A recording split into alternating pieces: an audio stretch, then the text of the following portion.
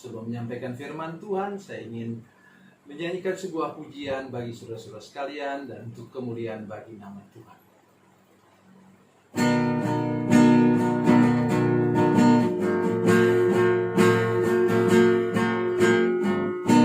Setiap saat ku berlindung di bawah tangan kasih-Nya. Hari demi hari ku berlalu di dalam kuasa-Nya.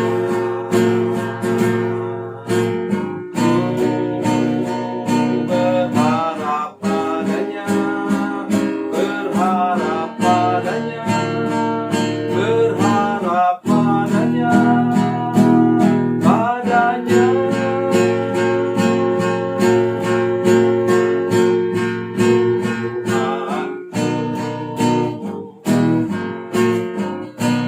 Setiap pagi ku menanti uluran tangan rahmat-Nya. Yesus Kristus Tuhan yang mulia memberikan berkat-Nya.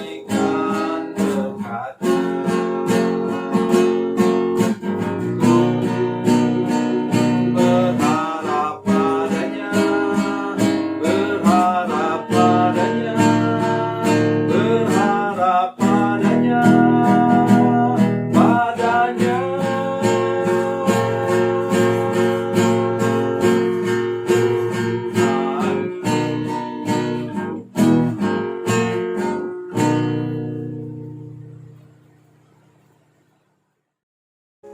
Salam saudara pemirsa, sampai berjumpa kembali dengan kami dalam program Berita Pengharapan.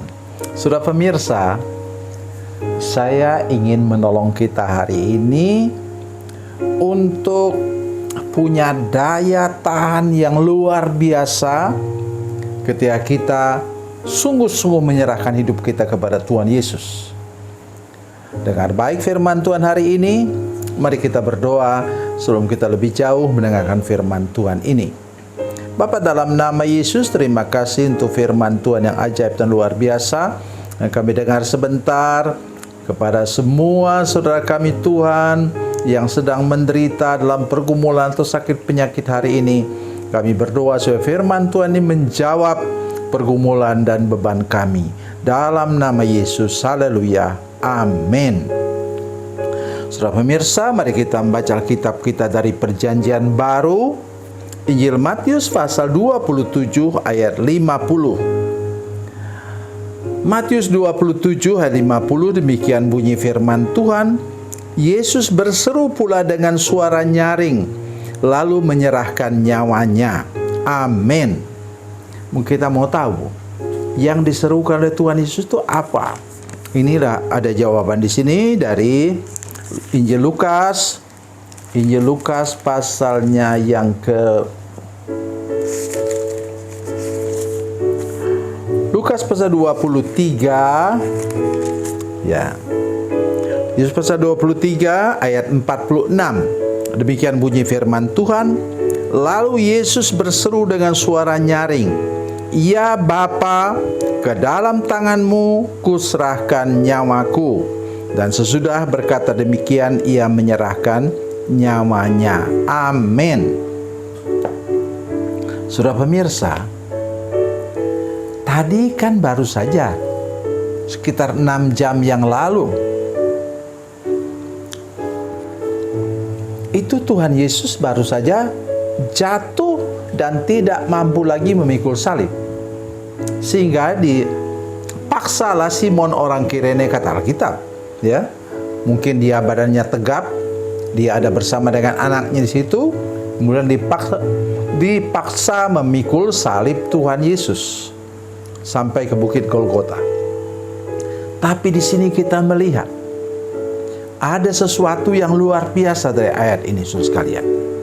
Kenapa? Coba saudara perhatikan. Yesus berseru pula dengan suara nyaring, lalu menyerahkan nyawanya. Saudara sekalian, saya ingin mengajak kita mengerti bahwa Yesus yang tadi sudah jatuh tidak mampu pikul salib, sekarang justru menjelang kematiannya di kayu salib, Yesus berseru dengan suara nyaring. Injil Lukas tadi juga mengatakan demikian. Ya Bapa, ke dalam tanganmu kuserahkan nyawaku. Tidak dikatakan kemudian dengan terputus-putus dia. Suaranya hampir tidak kedengaran. Oh jangan, saudara sekalian. Kenapa ini begitu penting untuk kita sekarang? Mungkin saudara pemirsa sekarang, mungkin bukan saudara yang sakit, tapi saudara punya keluarga yang sakit parah. Satu. Yang kedua lagi, mungkin engkau berbeban berat. Mungkin engkau ditipu orang sehingga uangmu habis dari tabungan. Mungkin juga engkau sedang terpojok difitnah orang, dituduh selingkuh padahal engkau tidak melakukannya, orang lain yang melakukannya. Pokoknya hal bersangkutan dengan segala macam masalah yang parah. Saya pernah mendengar di mana ada orang yang terancam hukuman mati ketika dia dititipi sesuatu. Dalam dia mau naik pesawat terbang, ada orang datang, tante, tolong bawakan saya ini. Ternyata dalamnya narkoba. Di dunia ini sekarang sudah sedemikian rupa. Ya, orang menjebak orang dan macam-macam, bahkan dengan cara maut. Tetapi kabar baiknya apa tadi? Engkau boleh baca sendiri Alkitab ini. Pilatus pun tahu bahwa Yesus diserahkan untuk disalib, dituntut untuk hukuman mati karena para imam, ahli Taurat, orang Farisi itu iri hati kepadanya. Loh, kok anak muda dari pedalaman itu, ini utara itu dianggap pedalaman, saudara sekalian. Anak muda ini kok baru umur 30 tahun.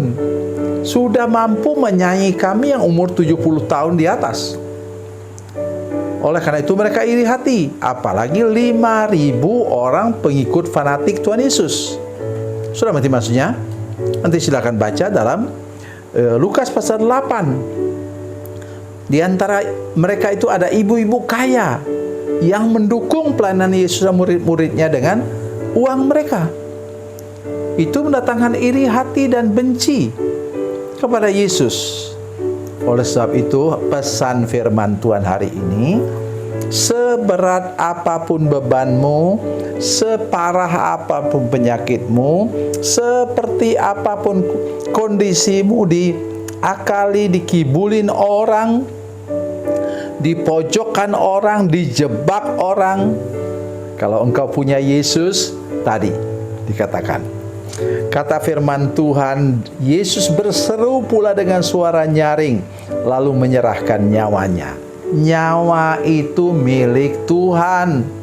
Kalau kita mau dicabut nyawa kita, tetapi Yesus yang punya nyawa. Ia juga menjaga nyawamu, melindungi engkau. Tidak ada yang dapat merampas nyawamu kalau engkau menjadi milik Tuhan, menjadi anak Tuhan, engkau dijaganya. Seperti Yesus katakan ini, nyawa itu milik Dia dan tidak boleh iblis mengganggu nyawanya. Saudara masih ingat ucapan Tuhan kepada kepada iblis ketika dia mau mencobai Ayub? Tetapi engkau jangan ganggu nyawanya. Tubuh fisiknya boleh engkau ganggu, karena Tuhan tahu kualitas iman dari Ayub. Dan ternyata memang benar.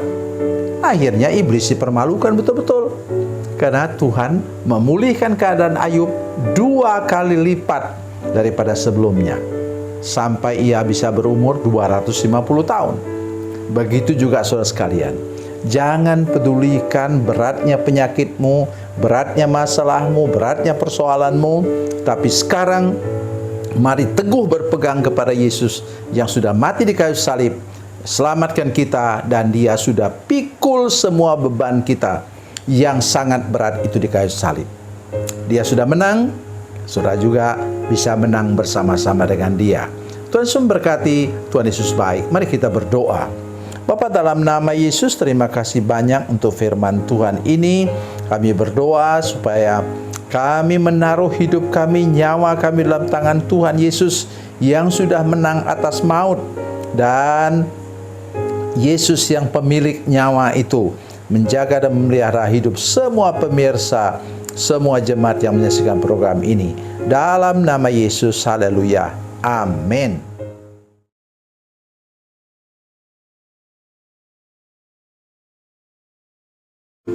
Salam saudara pemirsa, mengakhiri program ini saya mohon kepada saudara-saudara pemirsa sekalian untuk bila saudara menyaksikan program ini melalui channel YouTube, maka tekan subscribe dan bunyikan lonceng. Dan bila saudara menyaksikan program ini melalui channel Facebook, maka tolong saudara-saudara sekalian tekan like dan juga komen.